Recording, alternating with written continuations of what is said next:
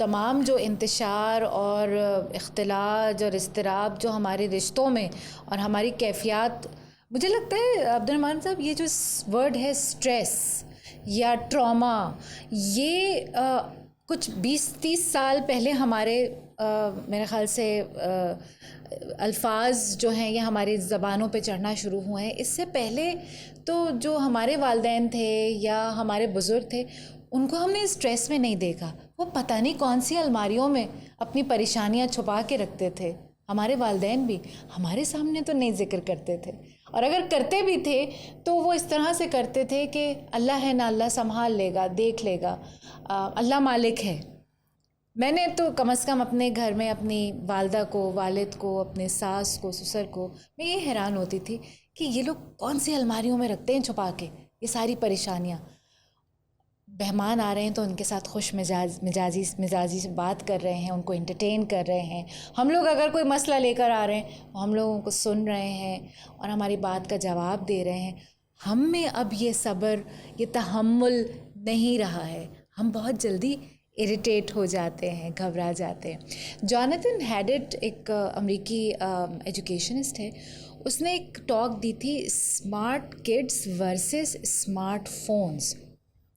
وہاں پر انہوں نے غالباً کچھ 20-30 اسٹیٹس کو سو کیا ہے، ان پہ لا سوٹ کیا ہے، اسپیشلی ٹین ایجرس کے حوالے سے. کہ ان اسٹیٹس نے یہ کہا ہے، ان کا موقف یہ ہے کہ ہمارے بچے جو ہیں یہ ذہنی دباؤ تناؤ کا شکار اس لیے ہو رہے ہیں، ڈپریشن میں، انگزائٹی میں، اسٹریس میں، اینڈ دین الٹیمیٹلی خودکشی کی طرف اس لیے جا رہے ہیں کہ یہ اپنے آپ کو سوشل میڈیا پہ دوسروں سے کمپیئر کرتے ہیں. یہی بات جو آپ نے کہی ہے ابھی کہ ہم اپنے بچوں کو مرتا ہوا نہیں دیکھ سکتے، لہٰذا ہم یہ میٹا کے جتنے بھی پلیٹ فارمز ہیں، social media social platforms, ہم ان کا بائیکاٹ کرنا چاہتے ہیں. یہ امریکہ میں ہو رہا ہے.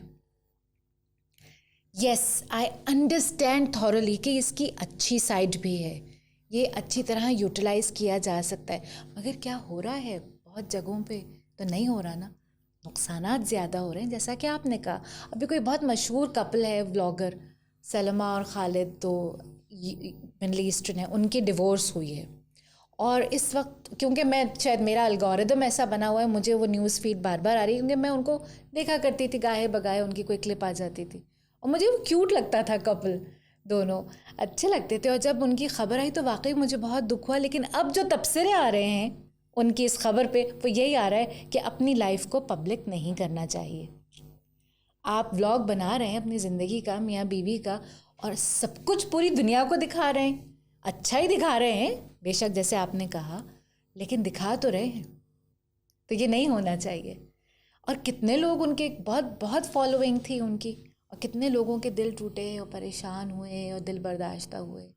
مگر آئی ڈونٹ نو، میں خود پریشان ہوں. اور آپ کی I understand what you seeing thoroughly.